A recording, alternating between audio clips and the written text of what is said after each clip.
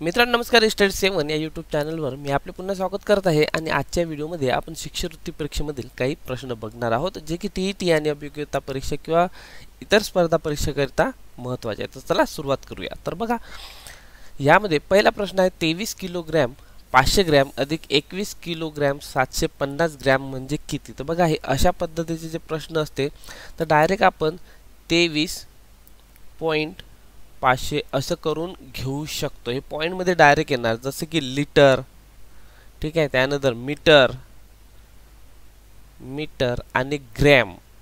हे या टाइपचे जर कोणतेही असे उदाहरण आले तर तुम्ही लिटरचं किलो लिटर, मीटरचं किलो मीटर, ग्रॅमचं किलोग्रॅम किंवा मिलीलिटर यामध्ये डायरेक्ट पॉइंट घेऊन असं तुम्ही सोडू शकता. ठीक आहे, फक्त लिटरचं मिलीलिटर, मीटरचं मिलीमीटर आणि ग्रॅमचं मिलीग्रॅम इथपर्यंत करू शकता, कारण यामध्ये जवळपास 1000 न गुणावं लागते म्हणून. ठीक आहे, तर आता हे 23 किलो आणि 500 ग्रॅम. ठीक आहे, त्यानंतर 21 किलोग्रॅम आणि किंवा 21 किलो आणि 750 ग्रॅम. तर याचं डायरेक्ट तुम्ही इथं जर बेरीज केलं तर हे डायरेक्ट याचं आन्सर येणार. बघा, 7 आणि 5 12, हातचा आला 1 आणि हे 45 किलो 250 ग्रॅम. तर 45 किलोग्रॅम आणि 250 ग्रॅम. तर ऑप्शन 1 हे असेल याचं उत्तर. तर अगदी सोपं आहे मित्रांनो.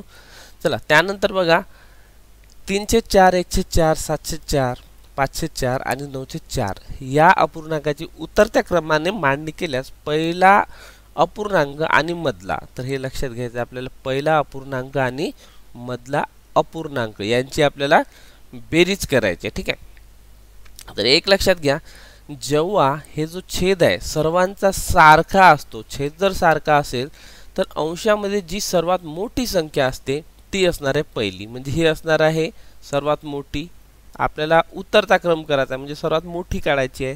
ठीक आहे, मग हे होणार 1, नंतर हे होणार 2, नंतर हे येणार 3, हे होईल 4 आणि हे होईल 5. अशा पद्धतीने आपल्याला क्रम लावता येते आणि इथं लिहून पण घेता येईल. चला, आता पहिला अपूर्णांक कोणता आहे तर 9/4 आणि बेरीज करायची आहे मधला अपूर्णांक म्हणजे 1, 2, 3 क्रमांकाचा मधला येईल आणि हे होईल 5/4.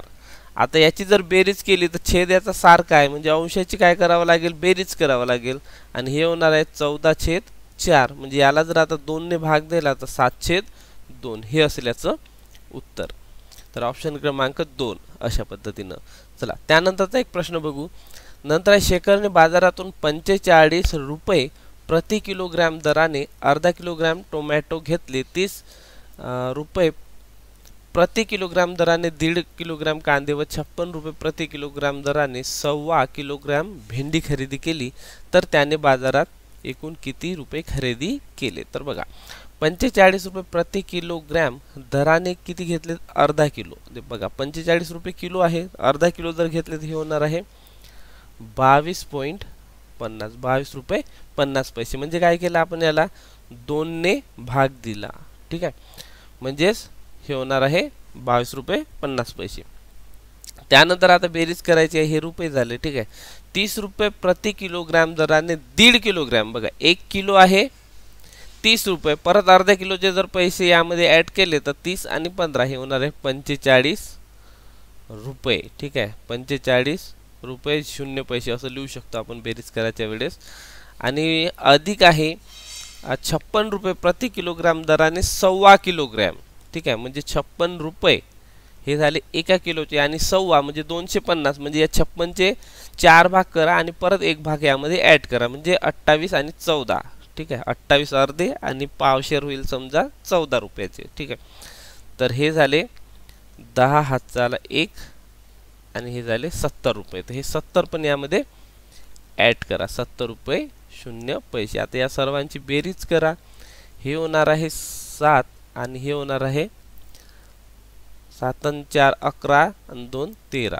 तर 137 रुपये 50 पैसे. तर 137 रुपये 50 पैसे आहे ऑप्शन क्रमांक 4. तर अशा पद्धतीने आपल्याला सोडवता येते मित्रांनो. हे सगळे जे प्रश्न आहेत हे मी स्कॉलरशिपच्या एक्झाममधून काढलेले आहे आणि अशाच पद्धतीचे शिक्षकांचे TET असो की अभियोग्यता असो, स्पर्धा परीक्षा कोणतीही असो, अशा पद्धतीचे प्रश्न येतात. तलाठी, पोलीस भरती. चला त्यानंतरचा आणखी एक प्रश्न बघू की शाळेला सोमवार दिनांक 2 मे 2022 पासून 32 दिवसाची सुट्टी लागली तर सुट्टीनंतर शाळा कोणत्या वारी सुरू होईल. बघा सुट्टी कधी लागली, सोमवार पासून लागला, म्हणजे आधीचा जो डे होता तो कोणता होता, रविवार होता, रविवार. ठीक आहे. आणि 1 मे, तर 1 मेला ध्वजारोहण असतो. ठीक आहे. त्याच्यामुळे आपण या ध्वजारोहणासाठी येतच असतो सरासरी, बरोबर. तर बघा 2 मे या दिनांकापासून सुट्टी लागली, म्हणजे 2 मेला आपण शाळेत आलेलो नाही. 2 मे धरून 32 दिवस झालेले आहे. ठीक आहे. तर हे 32 दिवस आपल्याला सुट्टी लागली. ते काय करायचं, या 32, ठीक आहे, या 32 ला आपल्याला 7 ने भागायचं आहे. ठीक आहे. म्हणजे हे होणार आहे 7 चूक 28 आणि उरले इथं 4. ठीक आहे. मग 4 उरले तर आपल्याला या रविवारपासून 4 दिवस समोर जायचं आहे. म्हणजे सोमवार, मंगळवार, बुधवार, गुरुवार. ठीक आहे. म्हणजे सोमवार, मंगळवार, बुधवार, गुरुवार या दिवशी ही सुट्टीच असणार आहे. मात्र शुक्रवारपासून शाळा नेहमीच सुरू होणार आहे. म्हणजे शाळा सुट्टी संपल्यानंतर सुरू कधी होईल, तर याचं उत्तर येईल मग शुक्रवार. तर अशा पद्धतीने आपल्याला सोडवता येते. इथं जरा कन्फ्यूज होऊ शकतो, कारण 2 मे पासून सुट्टी लागली तर आपण सोमवारच्या पुढे जर 4 दिवस धरले तर आपलं उत्तर चुकू शकते. पण 2 मेला ही सुट्टी आहे, 2 मे पासून सुट्टी लागली. ठीक आहे. बऱ्याचशा गणितामध्ये काय होते, एक शेवटचा दिवस दिला जातो आणि तिथून आपण 4 दिवस पुढे काउंट करतो. परंतु इथे 2 मे जे आहे हेही सुट्टीचा वार आहे, त्याच्यामुळे आपल्याला रविवारच्या पुढे 4 दिवस मोजावं लागेल आणि मग समोरचा दिवस वर्किंग डे असेल ते आपल्याला इथे घ्यावं लागेल. तर उत्तर दिल्याचं शुक्रवार. मित्रांनो हे प्रश्न कसे वाटले मला नक्की कळवा. असेच प्रश्न आपण आता नेहमी घेणार आहोत. या आधीचेही व्हिडिओ भरपूर आहेत आपल्या चॅनलवर, तेही बघा. या चॅनलला सबस्क्राईब केलं नसेल तर सबस्क्राईब करा आणि आपल्या मित्रांनाही कळवा. काही शंका असेल तर कॉमेंट्स करू शकता. व्हिडिओ बघितल्याबद्दल पुन्हा एकदा धन्यवाद.